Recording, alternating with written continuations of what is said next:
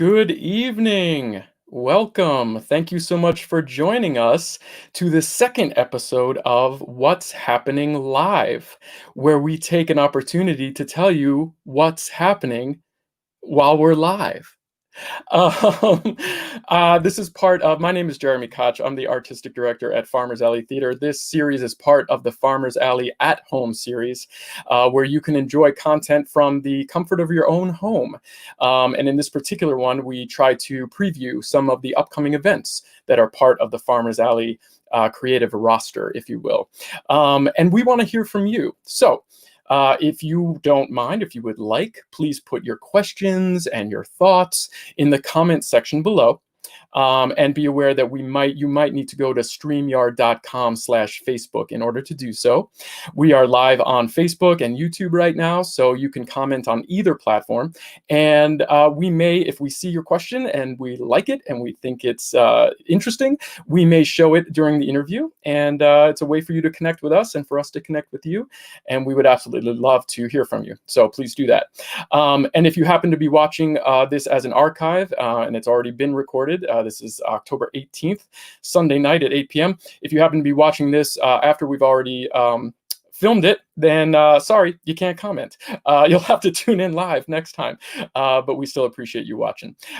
Tonight, we are so excited here at Farmers Alley Theater to tell you all about an upcoming event that we have worked very hard on. This is called The Conviction of Lady Lorraine, a teleplay.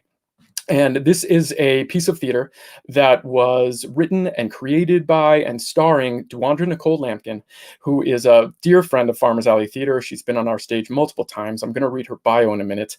And we wanted to present it as an online offering, a streaming event, a virtual event, if you will.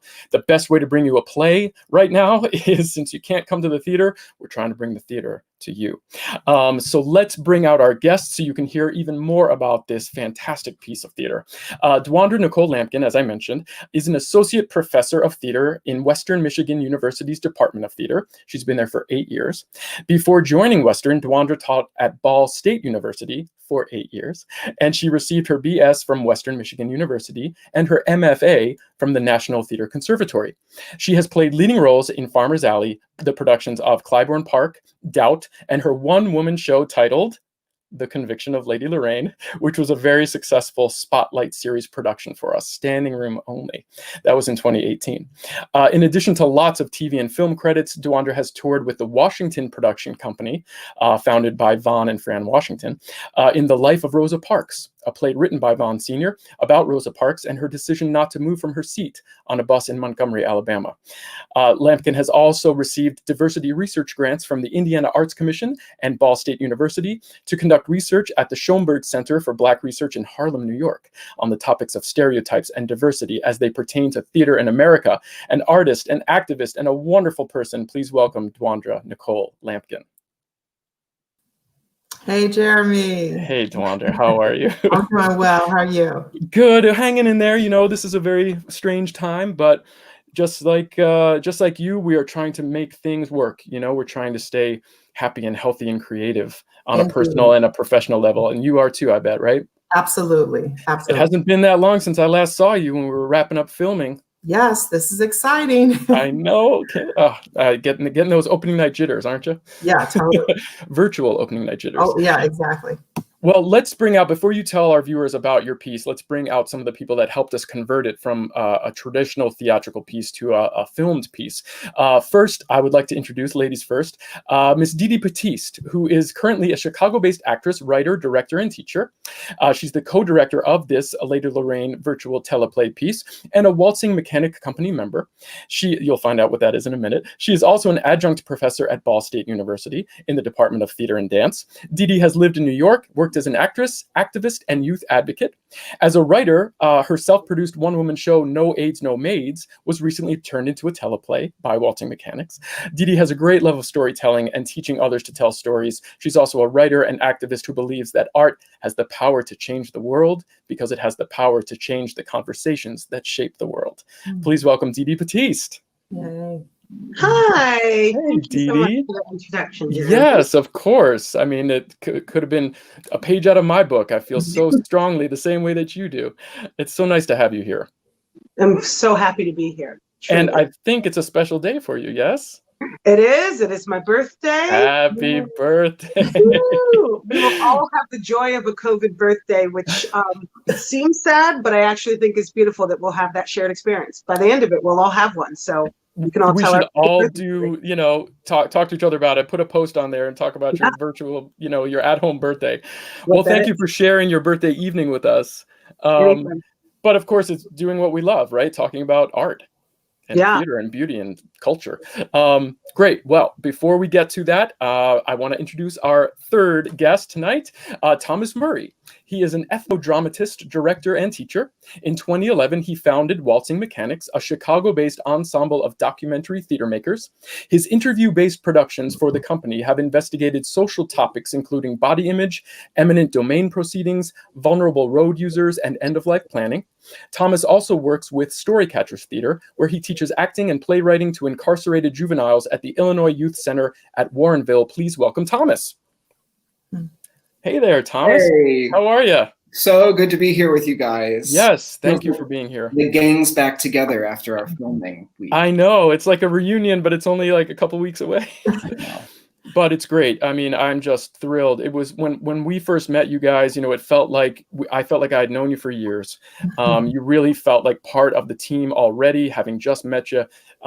You've got the same passion and dedication and work ethic and positive attitude that we try to instill in ourselves. So I'm really, really excited to see what you've come up with, and I was excited to bring you on board.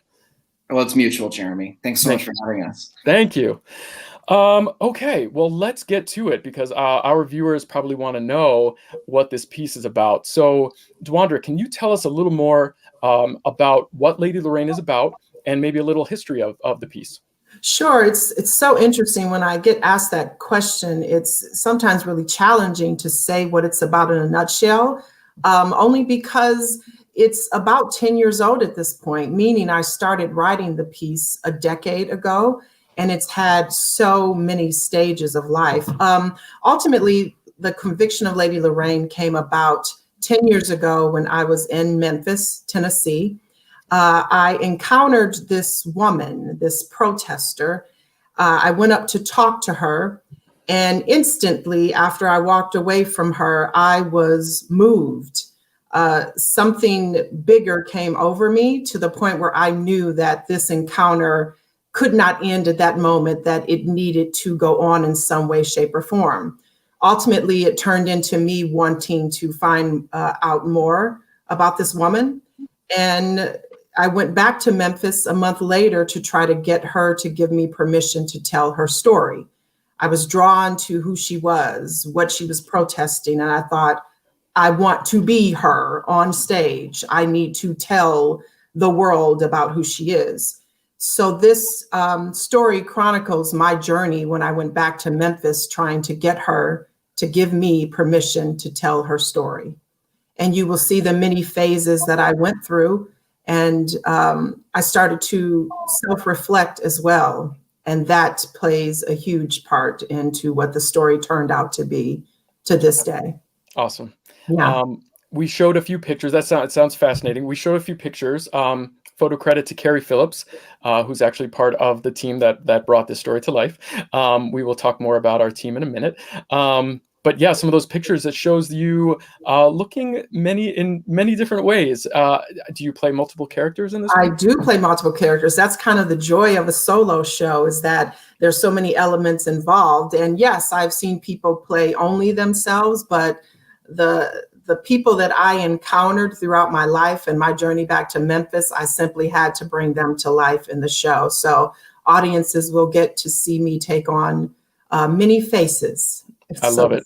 Yeah. And it's I was mentioning in a different interview, actually, I was talking about your range, and not just your acting range, which is pretty tremendous, but you also get to show off vocal range. Some of your characters are, high pitch, low pitch. You got your rhythm changes from speedy characters to slower characters, and the sheer age of it, right? I mean, you tell us a little bit about the range of characters you play. Yeah, well, I will say I go back to playing the 5-year-old version to myself, all the way to playing a 90-year-old woman who owns a barbecue and laundromat joint. So you talk about variety.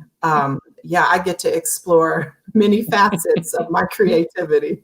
I love it. I can't wait. I mean, I loved watching rehearsals. I loved watching your performance when we showed it as one of our Spotlight Series shows back in 2018. Yeah. And you and I talked about taking that almost more of like a short version, a one weekend version, and turning it into a full fleshed out production. Yes. And how interesting that instead of that larger, 3-weekend run, that this came about. Yeah, I tell you, you just never know the kinds of things that are going to be thrown at you creatively. But here we are going to a place that I don't think either of us envisioned with this piece. No. And hello, COVID-19. We're always looking for silver linings. I mean, this is right. This is a silver lining. I'm sure all 4 of us have done that. And there's more silver lining. I'll get to that. That's it's been my mantra these days. Like, okay, where are the silver linings in this difficult time? Sure. Let's talk a little bit about the Waltzing Mechanics, which is the company that helped bring this story to virtual life. Thomas, can you tell us a little more about your company? Sure. Waltzing Mechanics was founded in 2011 in Chicago, and we are an ensemble of documentary theater makers. All of us are theater trained, whether we're actors or directors or playwrights or designers. But we've really been drawn to this notion of making original works out of the real stories of real people. Our reputation kind of was first noticed on the Chicago theater scene when we came up with a show called L Stories, where our company members would go around the city of Chicago and interview riders of the L trains and the CTA buses.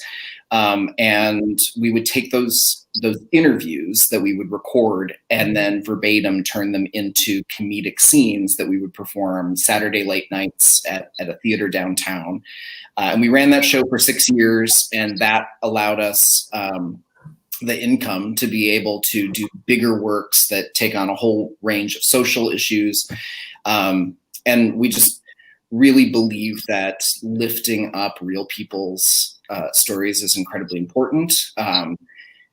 Documentary is something that we're all quite passionate about, but rather than a documentary where you film someone speaking and then just cut that all together as a movie, we like being able to hand that over to actors to perform.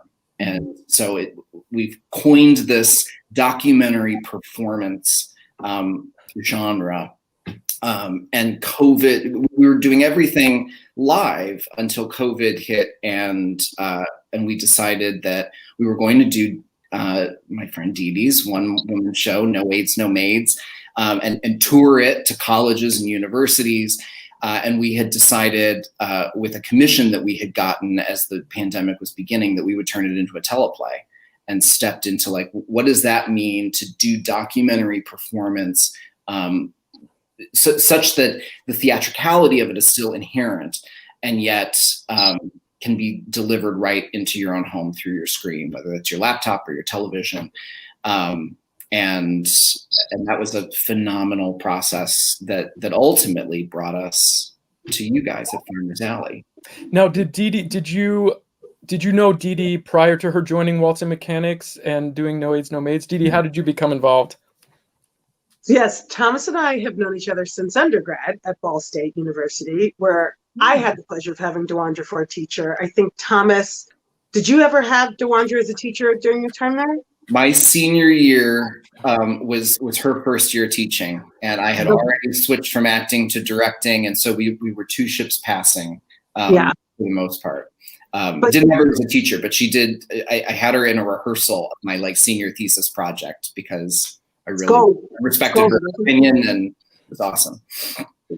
But that's how we met. We met in undergrad, and I think both of us in undergrad separately, but then as soon as we sort of graduated, realized we both had a passion for verbatim theater, ethnographic theater. We fell in love with Anna Devere Smith at Ball State, which has continued to cultivate this relationship and dedication to new works. Before, of course, COVID, they did every other year, they would do a new play or a new musical festival. We have a devising course, so it's ingrained in that curriculum to create makers who also are creators. So I think that was sort of Thomas and I's meet cute, if you will, for the film term, and that we've worked together ever since. I think it's very specific calling to understand and hold in reverence real people's stories. And I know a mission of Waltzing as a company member as well is to facilitate these conversations within communities. And I've always been interested in that as an educator, but also just as a world citizen of, I want work that lets me have conversations. And if we can make entertaining work that is joyous. I mean, I've seen several L stories, the beginning of Waltzing, and it really was beautiful just to sit in a room with people who were city goers. We've all ridden the train, we've all ridden the L, and we all have those stories, and just that building that community through work that facilitates those conversations drew me in immediately. So absolutely, that's where we met. And there's also the activist side, right? I mean, we all know that art can change the world just through the power of, beauty and love and joy that it spreads. But I mean, taking it to the next level, all three of you, actually all four of us, but all three of you have that instinct of, being artists as activists. Mm-hmm. And I think that brings to a whole other level, so much more, even more powerful level. Would you agree? Absolutely. Got to change the world, right? Yeah. Make it a better place.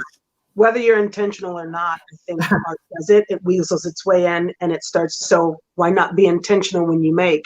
Because it's going to shift something. If it's worth anything, it's going to shift some sort of narrative in your head. So I think that's why this group of people are sitting here today, because we sort of cued in early to, if it's going to shift something anyways, why not be intentional to how you're making and aim at those conversations that you want to have.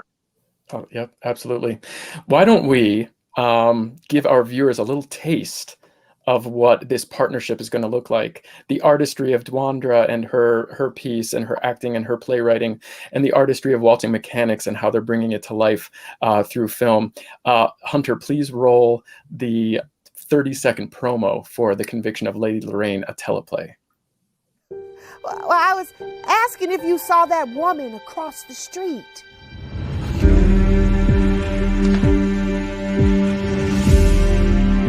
What makes one person's conviction stronger than another's? And can you measure it, conviction?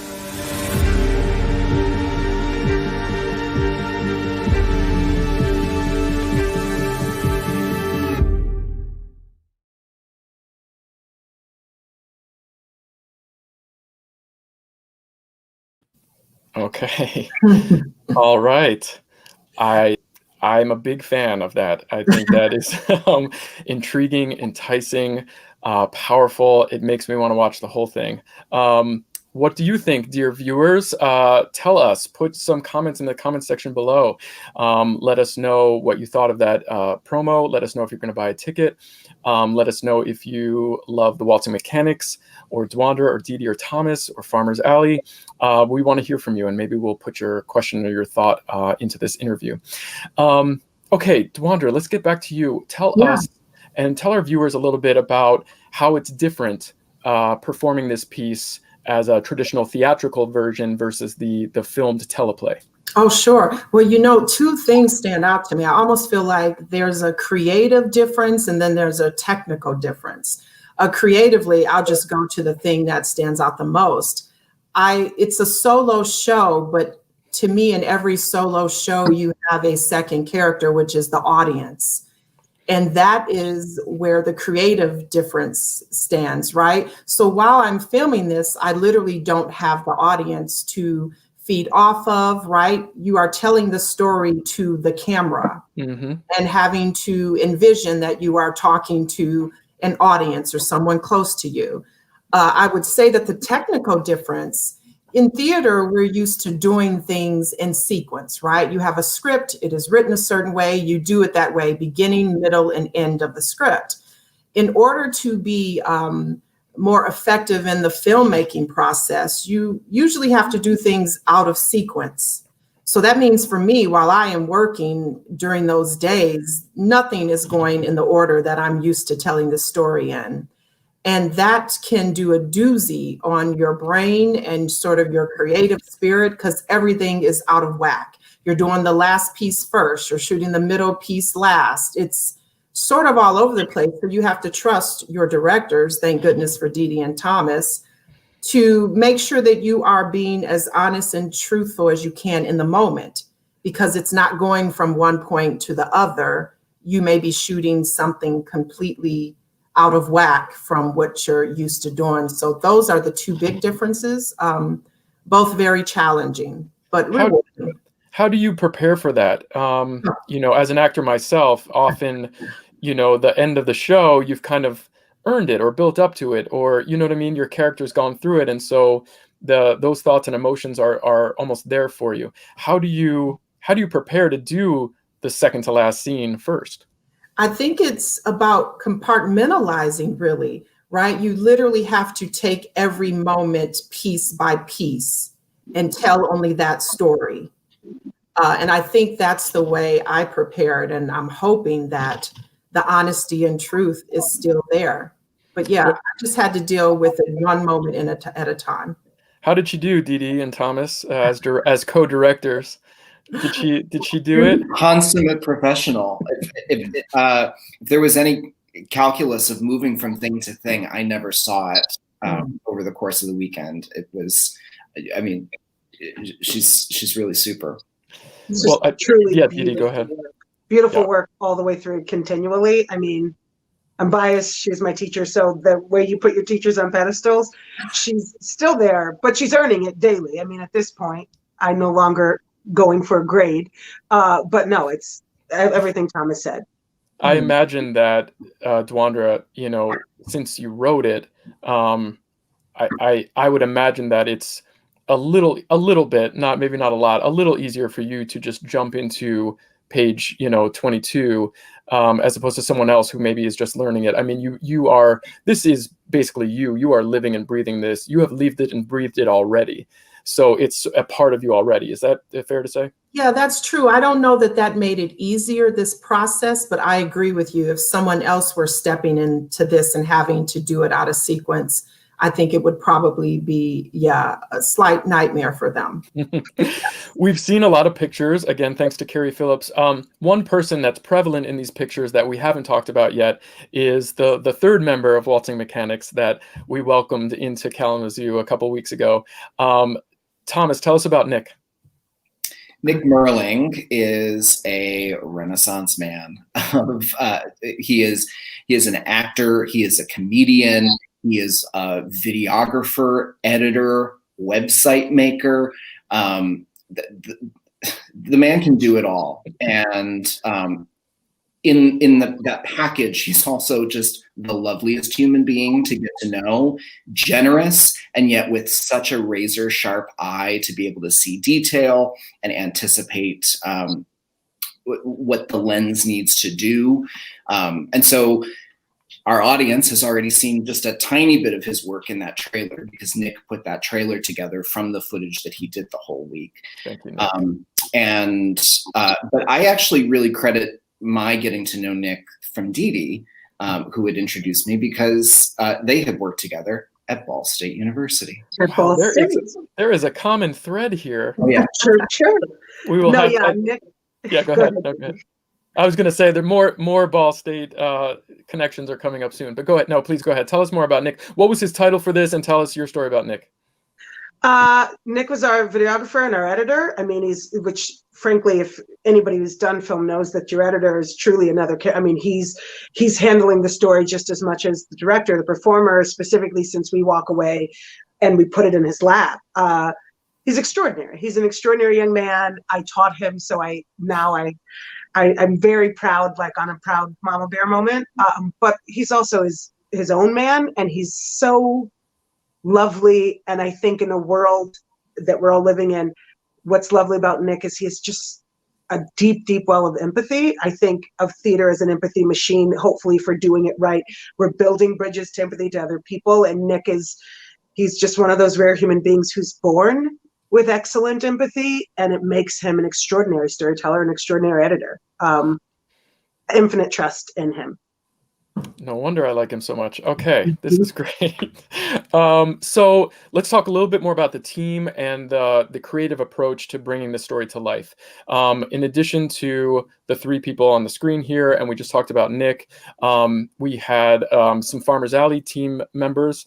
Roger Burley was our production manager. Lanny Potts was our lighting designer. Eric Perry was our scenic designer. Carrie Phillips was our health and safety administrator and master electrician. Savannah Draper was our prop and costume designer. And then Lindsay Zelli, who I think went to Ball State University. Sure. Yes. Did the makeup. So Thomas, tell us about the team and your creative approach. I guess I'll start with the team. Was just phenomenal. As folks who we had met over Zoom, because production meetings at a distance between Kalamazoo and Chicago, as well as COVID, were just required that we be virtual in preparing for this production. It felt like we were coming into a room with kindred spirits, kind of right from the get-go. There was no idea too far flung that anybody said no to. It was just, okay, well, how are we going to pick this apart? How are we going to try to execute it? Who's going to do what? And the second we landed in Kalamazoo, it felt like we were welcomed with open arms. Not that we embraced, because social distancing, but the warmth in the room and the incredible capability of each of these artisans at Farmers Alley to make anything happen at the drop of a hat just wowed me, and is truly world-class theater makers. In terms of preparing for the show, I'm actually going to pass it over to Dee Dee. We saw some pictures there. I saw Lanny, the tall gentleman, leaning over your shoulders, and we just saw Roger Burley was the second to last shot. Swedish Fish, that is kind of a favorite of the team. You can't do a show at Farmers Alley without some Swedish Fish, right, Lanny? So yes, Dee Dee, please tell us more. First, everything Tom said, 100%. I mean, it is really hard work. Specifically, first and foremost, for the creator and the actress. But I mean, we did, Thomas, correct me if I'm wrong, did we do 3 or 4 10 out of 10? So a 10 out of 10 in the theater world is you work from 10 a.m. to 10 p.m. And so no breaks. There were breaks. Oh, yeah. Roger made sure we had breaks. Roger, I'm out here looking out. But even on those breaks, we're working, we're going back and we're talking about what we shot, what we need to get. And so to have Farmers Alley be so prepared, so warm, to be able to offer an environment that also was safe during a time that feels deeply unsafe. There's been so many asks and so many people in our industry which is suffering who are trying to make, and it's really a personal choice project to project of whether you feel comfortable enough to make. And I feel deep gratitude for Farmers Alley for keeping us all safe. And I, at every moment, felt deeply safe to make, which in this world is almost impossible to do what we do, which we all know is so deeply collaborative. And then, the prep in the days, man. Thomas and we had co-directed before on a piece, so that helped. But Dewandra talking about shooting out of sequence, that list has to be made. And when you break up something that is a 18-page script, an 18-page script into these puzzle pieces, it really is. If you don't do film and theater, you take a whole picture, you chunk it into puzzle pieces, you toss it in the air, and then you need someone deeply organized, of which my friend Thomas is, to line those up and be able to look at what was, I think, a 5-page schedule, a dossier, and know day to day how much of that puzzle was put together.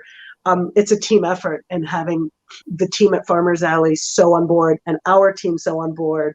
And I think all of us have high levels of empathy, which it takes to make the thing, was really integral to it coming together. But yeah, there were hard, long days that felt truly like a pleasure, specifically now with so many makers out of work.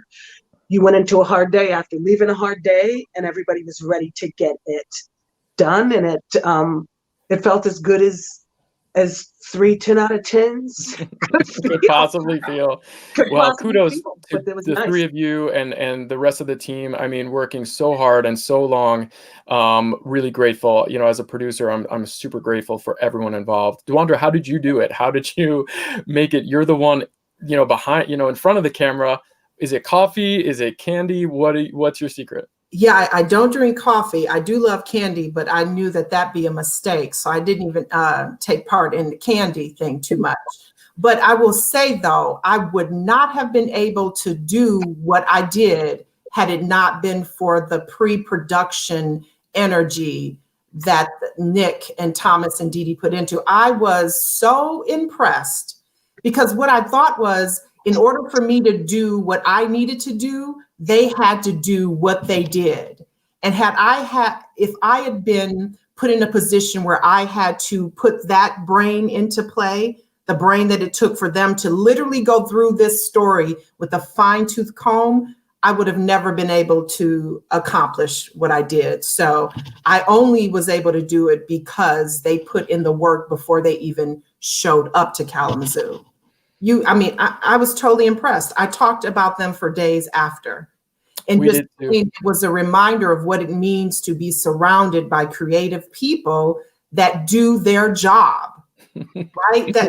I often tell my students, they always say, well, what's the best advice? I say, show up and do your job.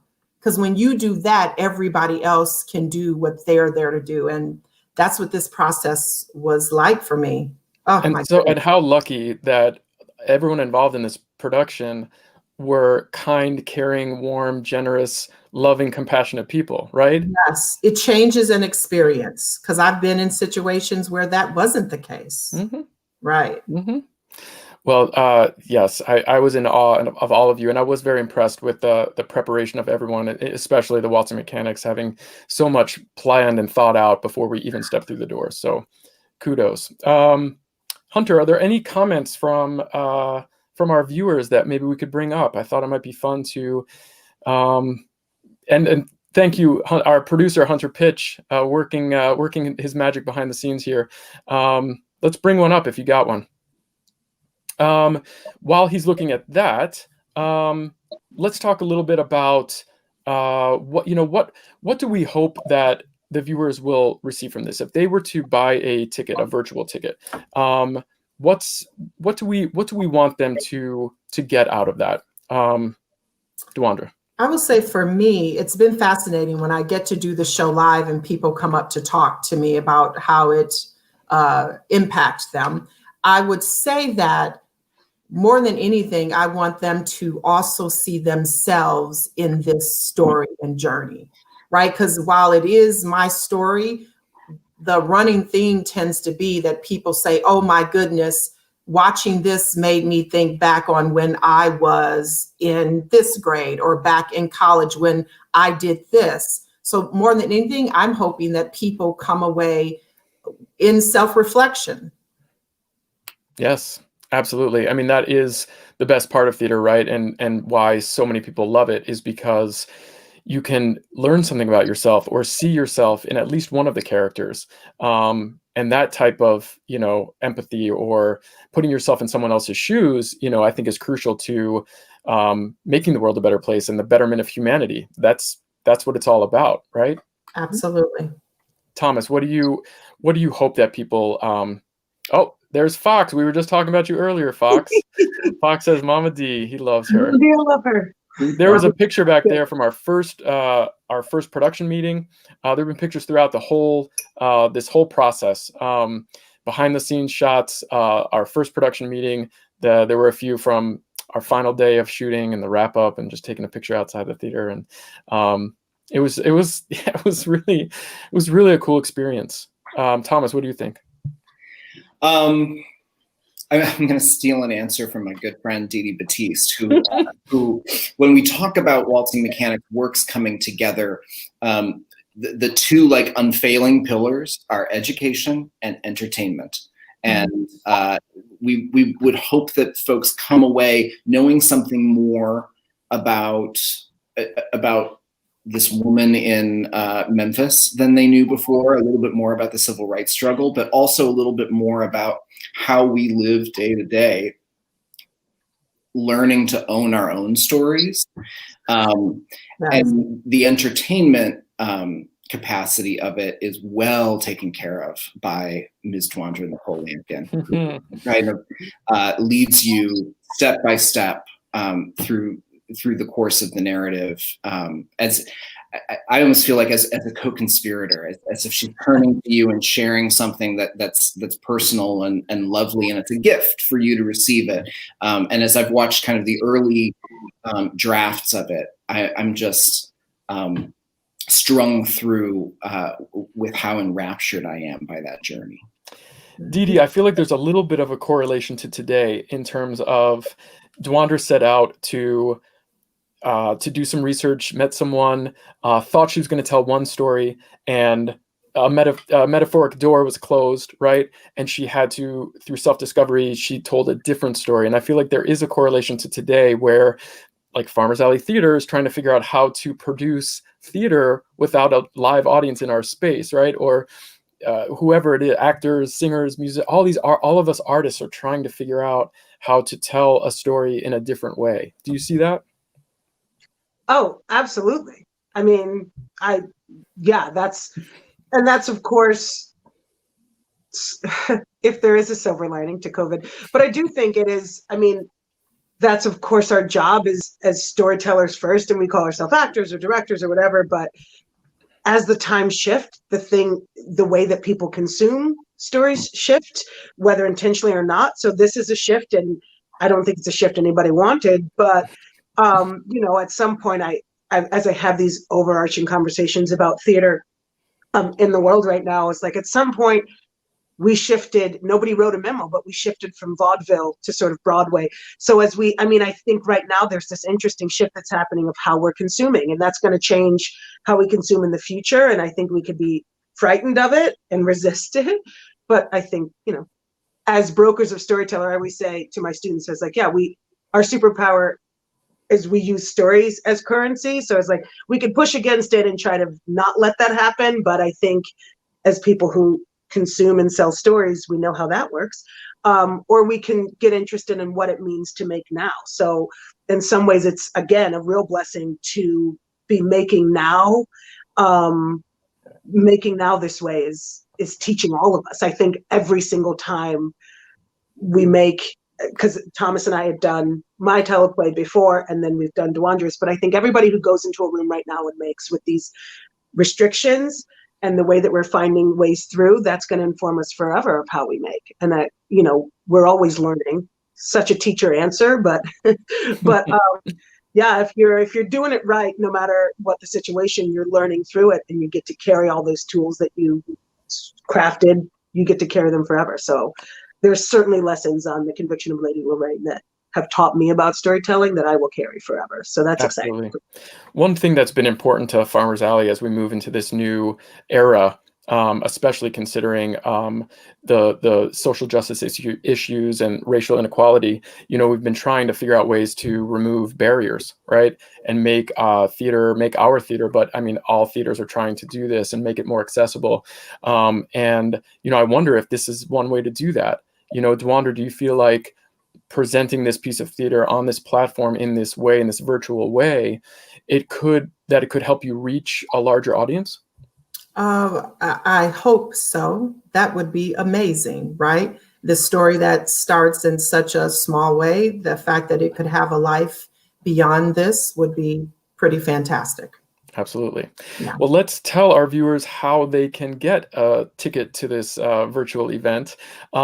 Basically, there are many ways, but I think the easiest way is just to go to farmersalleytheater.com, and you will see some information about the conviction of Lady Lorraine. That'll be the first thing you see. There's a few other events coming up that I'm going to tell you about. But for $19.95, you can buy a ticket to this event, and you'll be able to stream it. It premieres on October 29th, and you'll be able to watch it for a week, anytime you want. Watch it once a day. Watch it twice a day. Get your fill of it. It will be yours to continue to watch. And the biggest part of that is, if you start it and life happens and you can't finish it on the 29th, you've got a week to finish the piece, and you'll probably want to watch it a second time, right? Yeah, you can watch it on demand. It's going to be on Broadway On Demand is the name of the platform that it'll be streaming on. And a great thing about them is that they have lots of other content available, and they are a nationwide streaming service, right? And so that is a way for Dewandra, like we've been talking about how you used to teach at Ball State. I mentioned some of the other places, that you've been affiliated, and I feel like you've probably got fans throughout the country, right? I hope so. And it's going to be easy. They don't have to come to Kalamazoo. They can just go online and buy a virtual ticket and check out the show. Yes. I love it. All right. Yes. Okay. So I think that there's one more thing that I want to do. I want to talk one more time about the Ball State connection, because we talked about how Dewandra taught Dee Dee, and Dee Dee, you mentioned that you taught Nick, right? Yes. So the student became the teacher. That's so cool. But Dee Dee, I think you have one more story about like a full circle Ball State story. So please hit it. Oh yeah. And I'm going to try to listen. I'm going to aim for short of this story, but I think, again, what's really lovely about stories we're telling and why verbatim stories are so important is because life is truly better than anything that anyone could write at all times, right? So how this all happened and this connection with Dewandra, when I first went to Ball State, there was no Dewandra, and I had never been taught by a person of color, male or female. And to this day, Dewandra is still the only person of color who's ever taught me. The only Black person who's ever taught me how to act is Dewandra Lamkin. And so when I got to Ball State, I did a show. The first show, as soon as I showed up, all the students were like, "Oh, I know what you're going to do. You're going to do the maid in this musical." And I was like, "No, I won't." And of course, I was then cast as the maid in that musical. And I did my job, which, to harken back to Dewandra said, show up and do your job. And I knew at that age, I was 18, I was like, do your job, have the conversations you need to have after you do your job. So I did my job, and the day that show closed, I walked into my chair's office, dear friend of mine, Bill Jenkins. I was like, if this is the only thing that Ball State has to teach me, I'll go someplace else. And you say you want more students who look like me, you need more teachers who look like me. And in the swiftest motion I've ever seen academia move, because we've all been there, the next year there was a Dewandra. And I was like, wow, that's quick for academia. And I went to Bill's office and I said, thank you so much for listening to your students. That means a lot to me. This is where I should be. And he said, well, I hope that we can keep her. And I didn't know what that meant. And he said, well, she's contract, which is you have to one up every year, the university, as opposed to tenure. So that's a constant position. So I was like, well, how do you change that? He said, if you want to change it, you should write a letter to the president. I wrote a letter to the president of the university, talking about how great Dewandra was, reiterating for them what their mission statement was, giving the numbers of faculty of color that they had in any department. And I was sitting at home watching Power Rangers in college on a Saturday. And my roommate at the time, AJ, was like, Dee Dee, the phone is for you. It's the president of the school. And I used an expletive because I did not believe him and I was young. And I got on the phone and it was Joanne Gore, the president at the time. And she said, I just want you to know, based on your letter, thank you for being an engaged student, I've turned this contract position into a tenure position dedicated to diversity and inclusion within the Department of Theater and Dance. So then I fast forward 6 years, I've gone to grad school, I've done my work, I'm not intending to go back to Muncie. And I get a call as I'm packing my U-Haul in North Carolina to go back to New York. I've sublet my apartment in New York for 3 years, and it's Miss Dewandra. And she says, and if you watch the show, she had a very similar moment where someone called her to summon her to Muncie. And she said, hey, I'm leaving to go to teach someplace else. I'm at Western Michigan. Do you want to come back and teach in this track that you wrote the letter for? Like, because many people don't know, if they don't fill that position, the university can reabsorb that tenure track. So I sort of wrote that letter and then later came back and took that position so that I could teach a Nick and so that I could work with Dewandra. I mean, she showed back up as a guest artist the first year I was teaching, and she came to direct at Ball State, even though she was at Western. We did Raise It in the Sun together, and it felt like Christmas to us. We were like, oh my God, I can't believe we're getting to work together. Maybe in the future we'll do this again. So here we are. But it is a beautiful moment that speaks to, trusting the new way things are going to be done, trusting your path. The show is about trusting your path, and you think you have one story and you need to be open because you don't get to control your story. You get to control what comes at you and what story you make from that. So in that way, it's a beautiful full circle that speaks to the strength of the piece and also just what you see in these boxes here. That is a great full circle story. Wow. I mean, that's life. I mean, human connections, people and context, and oh wow, I love it.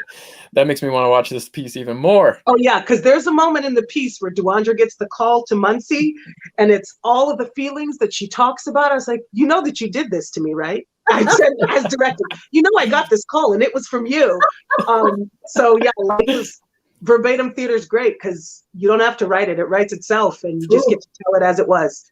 That's true. Fascinating stories from fascinating people. We got to wrap up. I want to thank you all again, Dewandra, Didi, and Thomas, for joining me. Dewandra, final thoughts, and we'll show a little bit about how people can follow your wonderful career.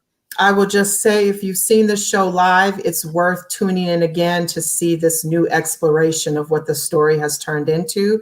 And I hope you buy a ticket and watch it many times, even have discussions with your friends and family about how it lands on you. So please tune in. Excellent. Thank you. Didi, final thoughts, and we'll show people how they can follow your career. Everything Miss Dewandra just said, I could be better on this Insta account. You'll see, it's fun. I cook a lot on there. But just truly in this time where we're all starved, those of us who love stories and who miss theater, you can't get a better piece than this piece. And that's not biased because I worked on it. That's just, if you need to feel connected, I think we're all missing that connection, and you need to dive into something that's warm and that's entertaining, but also that gets you to think this is it. So I definitely, you can't find a better piece. So do this immediately. You heard her, everyone. Do it. Thomas, final thoughts and how we can follow you and Waltzing Mechanics. It was a great honor and a privilege to work on Dewandra's incredible piece at Farmers Alley, and to get to come to Kalamazoo and see your vibrant community. We ate very well, particularly with Roger Burley's recommendations of where we should go eat. We did very well, and can't wait to come back to Kalamazoo now that we have a whole raft of talented new friends. We've enjoyed working with you so much. We absolutely would hire you back in a heartbeat. So Farmers Alley and Waltzing Mechanics should partner again soon, whenever possible. And Dewandra, of course, you know how much we love you, and we've hired you multiple times, and we think you are a tremendous artist and a wonderful human being, and you have the heart and soul that we connect with every day. So I think people will see that when they watch this. If you buy a ticket to the Conviction of Lady Lorraine, the teleplay, you will see that Dewandra's not only talent, but heart, soul, and humanity breathes through in every word. So definitely buy a ticket right now, farmersalleytheater.com. Oh, and Hunter, please show that image where it says about the app, the Broadway On Demand app, and that it's on Roku and Fire Stick. Can you show that Farmers Alley comment again? So you'll be able to watch The Conviction of Lady Lorraine on BroadwayOnDemand.com or by downloading the app on their Amazon Fire, Apple TV, or Roku. It's super easy. I wanted to hit that and stress that. That's from another Farmers Alley person. So thanks again, everyone. I just want to say a few things that are coming up here at Farmers Alley. Up next on Farmers Alley at Home series, the Koch Corner on Thursday, the 22nd, this coming Thursday at 8 p.m. I will be interviewing Alfrelyn J. Roberts. She's a versatile performer, choral director, and vocal coach whose work includes stage, TV, film. She played the dual roles of Minnie and Angela in our production, the Farmers Alley production of Parade, in June of 2010, which is just over 10 years ago.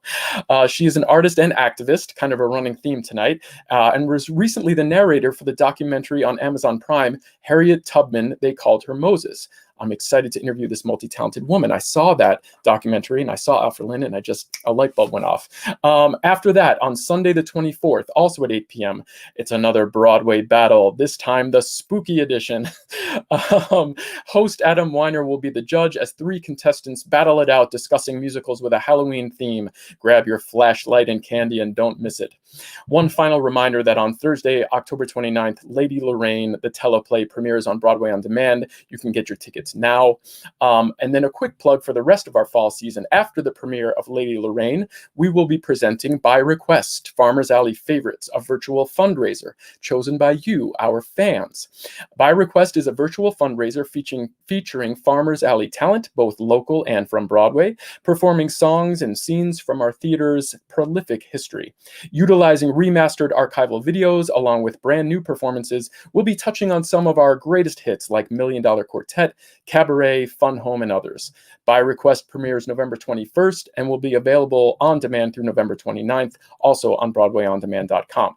In December, we're offering Home for the Holidays with Farmers Alley Theater and Friends, featuring a myriad of artists from across the West Michigan area. This holiday season is to be unlike any other, and Farmers Alley Theater wants to bring all the comforts of a normal holiday, remember those, to you and yours, featuring singers, musicians, etc. Home for the Holidays brings all the classic songs of the season to you, as well as some new offerings that will influence some of our newer traditions. Grab that hot chocolate or rum toddy, snuggle by the fireplace, and enjoy Home for the Holidays. Tickets to all of these unique events are on sale now. Go to farmersalleytheater.com. One final quick appeal. This pandemic has hit everyone hard, but the arts industry has been hit especially hard. If you like what we do and you want to support us, if you're financially stable enough, please consider making a donation. Please go to farmersalleytheater.online/give. One more time, I want to thank my guests, Ms. DeWander Nicole Lamkin, Ms. Didi Batiste, and Mr. Thomas Murray. I want to thank our producer, Mr. Hunter Pitch. And I want to remind everyone, in the spirit of theater and art, which is always collaborative, that we have to work together to make the world a better place. Good night, everyone, and thanks for watching.